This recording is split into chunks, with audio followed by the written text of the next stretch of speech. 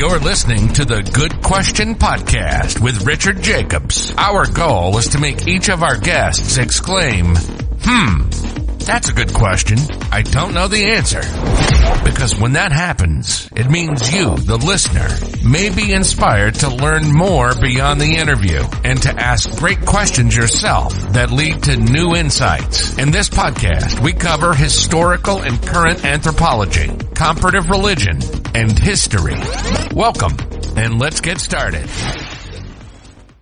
Hello, this is Richard Jacobs with the Good Question Podcast. My guest today is Chuck Thompson. He's the Director of Customer Relations at eFire USA. The website is eFireusa.com. So we're going to talk about some really innovative and interesting fire safety products that they've made. I think I saw an advertisement on the web. So I asked my scheduler, I said, let's get this company. This is really cool. And they just sent me a box of some of the products to try out. So I appreciate that. And let's talk about what they do. So welcome, Chuck. Thank you. Thanks for having me. It's nice to talk to people about fire because it's, one of the things we talk about is, or we're aware of, I'm doubling it up, is the awareness of fire and the realities of it is very low. It doesn't come to people's mind, unfortunately.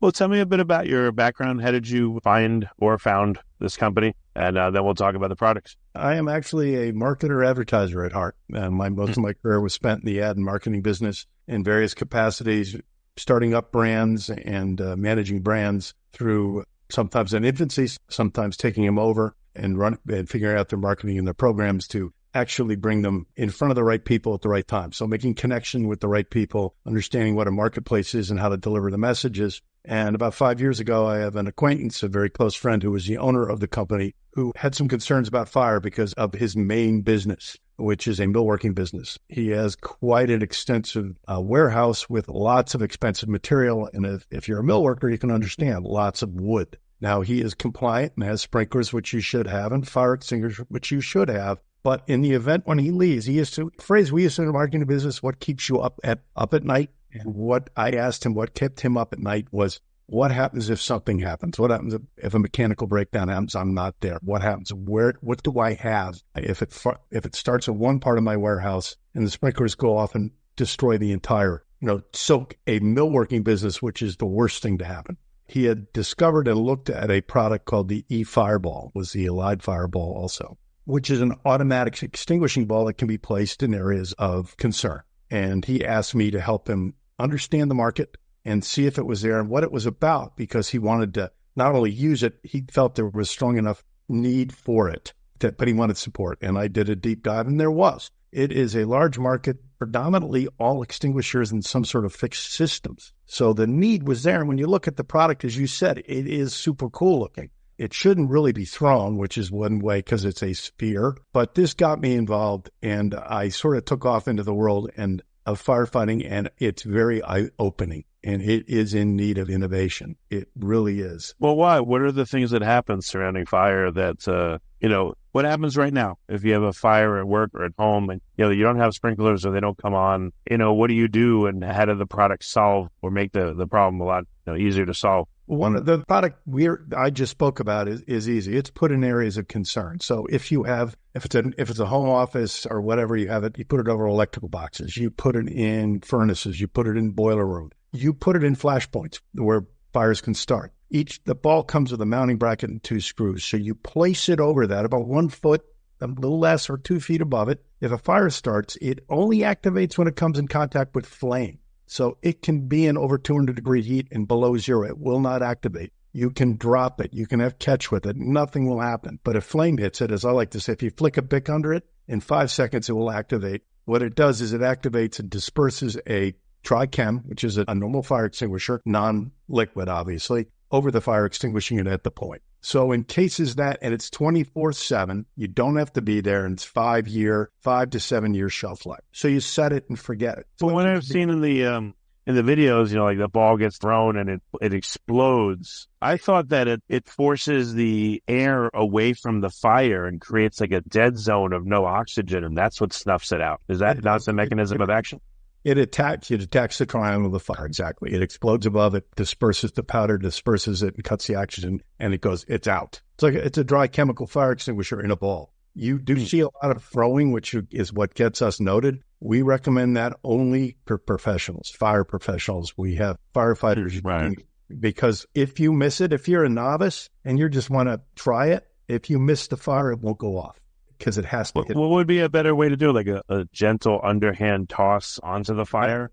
Each ball comes with a mounting bracket and 2 screws. So you put that in the areas of concern. So you just screw it into the wall, hang the ball in the basket over your areas where there's a flashpoint or a concern or a place where you have valuable equipment. We had a woman come to us at a conference. We were doing a conference and she was intrigued. She loved the ball. And she said, I think I might have to look at getting it.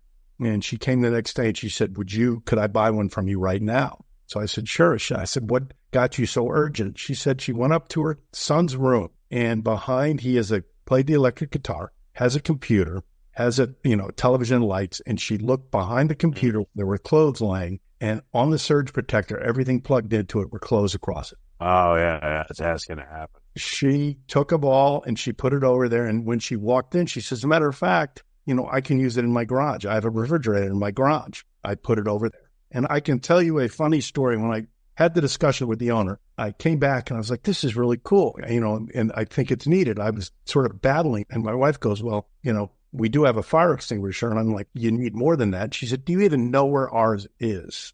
And I was like, oh boy. So I clumsily said yes. She caught me about 10 minutes later rummaging through my garage. And it was old because they expire. And as I looked, she just laughed at me and she pointed to my wall in my garage. I had my garage door opener, a dog fence because we are to keep our dog in, and our sprinklers all into one socket. It looked like a spike, and she just touched the wall. So a ball went very quickly over that. Those are the places that you don't realize that are flashpoints that this product works for. There isn't. The ball it's an area that's a gray area. It's not a manually used product like a fire extinguisher, which you should never get rid of. We would never say ever you need more fire protection. You need it above and beyond. And it's not a fixed system, which is usually and generally always heat activated. This goes in those areas where you have concern because it activates. How is it activated, though? Is it the heat melts the housing around the ball? And it goes, it has to touch flames. So the ball has fuses. If you look at the one you have, fuses on the side. On top of it is an igniter. So when the flame hits it, the fuse activates, and the fuse agitates the powder as it's burning inside, so shakes it up a little bit, and then the igniter, it activates with a loud bang and disperses the powder over the area of fire. So it extinguishes it at the point. So, and the other beauty of the ball is the loud bang is a sound and alarm. So if you're in your house or you're in another room, you hear that, there's no false activation. It is a live fire. So you should get people out, get your fire extinguisher, which you should have, and you should know where your fire extinguisher is, not like me and most other people, and go investigate where the fire was and call the fire department because fire departments should look at any fire no matter what. So, all right, it's heat activated. No, flame, only flame. Flame has the ball. Okay, so what's happening when the flame touches the ball? I mean, it conveys heat, but what else has happened? What is it about the flame that does it? It activates the fusing on the side. So there are actual fuses on the side of the ball. But how? The flame hits it. If you light a sparkler, you know how it goes. And that climbs up the side of the ball and goes to the activator on top. And that's when it activates, bang. And that disperses the powder. What about in a very smoky environment? I mean, is there any remote detonation of these things? Like, you shine a laser pen on them or, for a fire department, let's say it was the room where there was tremendous smoke and the fire just wasn't getting to the right ball. Could you activate it remotely again by, wirelessly RF or laser or something? Or can't do it with a laser. You can activate it. We have the capabilities with our ball. It's wired, so you can actually wire it to a device that we have that you put on top that activates with a switch. So if you're in a situation where you can't see or it's in a fire area, but you can't tell, you can activate, and it hasn't activated. Let's say the fire is near and it just hasn't hit the fuses. You just click the button and it goes off. But you have to physically touch the button. Yes, you do. What if you had 100 of these in a building and they were wired in and you could remotely trigger one if you needed? And if one went off on its own, it would tell you exactly where in the building the fire is. So it could be a reporting system as well. It can be. That's why we have the balls, the newest variation or generation of the ball has wiring that allows you to remotely activate it to hook it to a smoke detector or a building monitoring system so you can see where the balls are. It can measure, can actually start measuring the heat around it so you can see a rise in temperature. So let's say if you're in a security system in a warehouse, you notice in one of the rooms where the balls are deployed in that area, specific area, you see the heat spike to a really high point, like over 150, where you notice something is going on. You can actually deploy the ball through the security system. Okay. And then how long, what if the ball deploys, but the fire, a remnant of the fire survives it? Now the ball has released its payload, and now the fire reignites and starts going again. Like, how long of a period of extinguishing? I don't even know the proper word. Like, how many seconds? The ball is not, we will never sell the ball as it's going to put out a house fire. It's not going to do it. It is another line of defense, in terms of you never have enough fire protection. So it's an additive line. So if it's placed right, it'll stop it in the spot. If it reignites, it gives you enough time to, again, get people out, bring your fire extinguisher or your other tools to the place and use that on it, and also call the fire department. So it'll give you enough time to react, to get out, get people out and investigate and bring the fire or professionals involved. Is there a hazard in breathing in the dry chemical? No, it's a dry chemical, so you don't want to go and snort it, so to speak. You want to get out of the room as you would with anything. Even when you're releasing a dry chem fire extinguisher, you release it, you don't smell, you don't breathe it in. You get away as quickly as possible. It's a fire situation also, so you don't want to be there. You want to step back and wait to see what happens.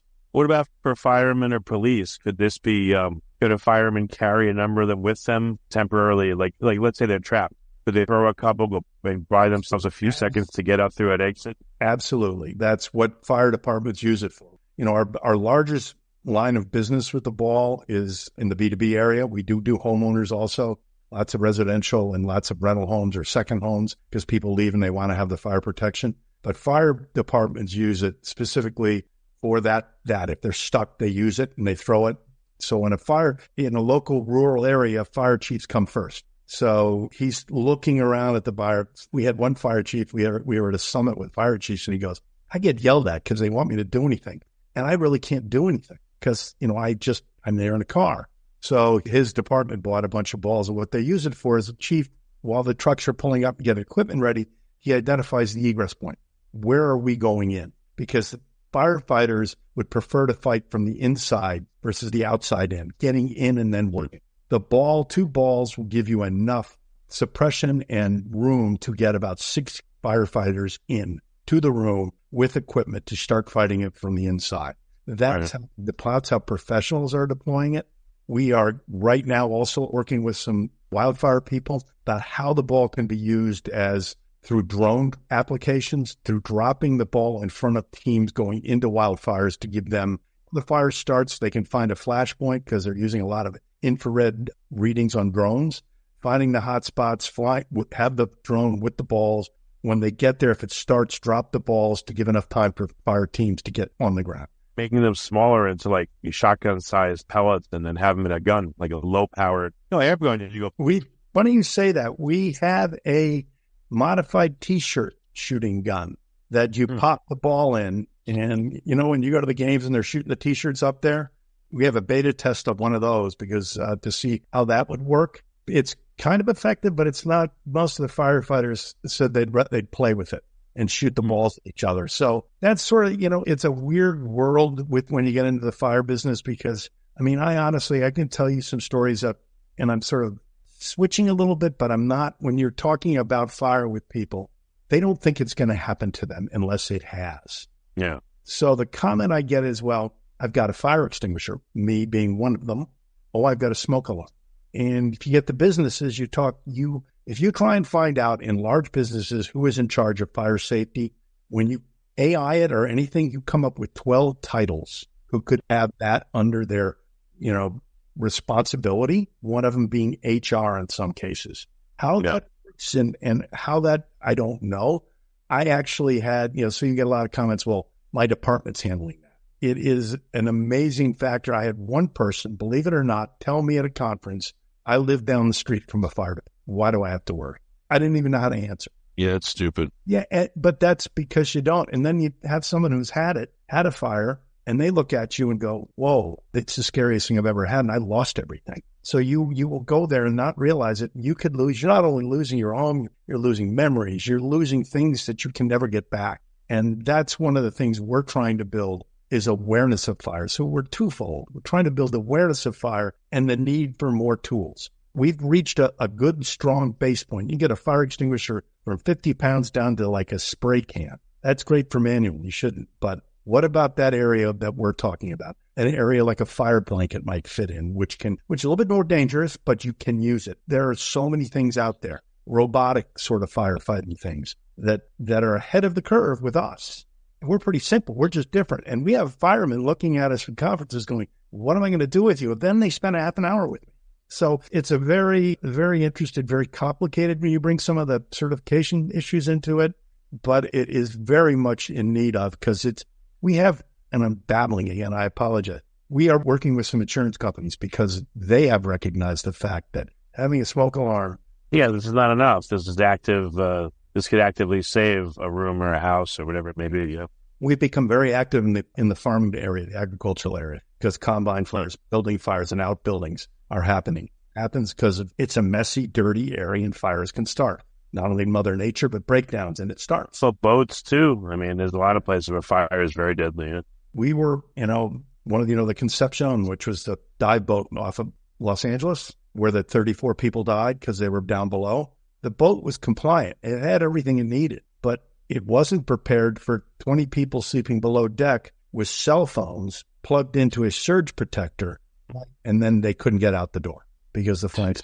Yeah. These are the areas where the ball could help, that type of thing. Placing it over there, which is one of the main places we recommend, on boats and everything else. Like we work with West Marine as one of our distributors because they've recognized it. Because you get out there, we've been having some discussion in drones and fighting fire because this wouldn't be good. But what about, has anyone put fire suppression inside the HVAC system of a building where it uses the HVAC system to disperse the chemical, retardant to put out the fires? I mean, obviously, people would have to put on either, some kind of respirator or get out so as not to be affected. But has anyone done something like that? No, not to my knowledge. I mean, we do have our second product, which we came out with, which is an aerosol system, which we introduced last year. And that is another system that's fixed in line with sprinklers and fixed systems, but it is non-water solution and it's eco-friendly. That is a full room coverage one. That is heat activated. Again, that is heat. So you have to set it at the heat. And it's for more non-populated buildings because aerosol can stay in a room for you have to abandon the room for 20 minutes, but the touch and clean. In that space, you have water. You can't use, there's all the others, the foams have been outlawed because they're dangerous and PFAS. So aerosol is a new way to go in that area. And we've got a leading, we are now offering that as one of our pieces. Okay. Well, very good. So what's the best place for people to find out about the product and see it and, purchase it? efireusa.com is where we go right now. That has a number of our videos. It has all our lines of products, the Fireball being our first, our aerosol system. We have an aerosol portable, and we are looking right now into the world of lithium batteries. And something we've done there is we are now in the beta testing of a vault where you can, e-bikes, big fire problems in places, tools. Name one warehouse or company that has tools that isn't lithium battery powered. You need to store them. So you put them in these things. They can be equipped with an aerosol, which is the best way of fighting. There's really no way of finding a lithium battery right now. I wouldn't even want to go into stories I've heard about car fires because it's so dangerous. But you could put it in here, and what it does, it's an alarm. It's got a 90-minute safety thing so fire departments can come, and it's on wheels. So you wheel it out because that's the best way to fight lithium battery fires. So that's all on our website. Please check out the ball. Our mission is to bring innovation to fire safety anytime, anywhere. Okay. There's never enough fire protection. Very good. Chuck, thank you so much for coming on the podcast. Thank you for listening to the Good Question Podcast. Please email support@thegoodquestionpodcast.com if you have any referrals to great guests for us to interview. Visit thegoodquestionpodcast.com to hear more interviews. And please help us spread the word by rating and reviewing us on Apple Podcasts, iTunes, Spotify, YouTube, or wherever you listen to this podcast.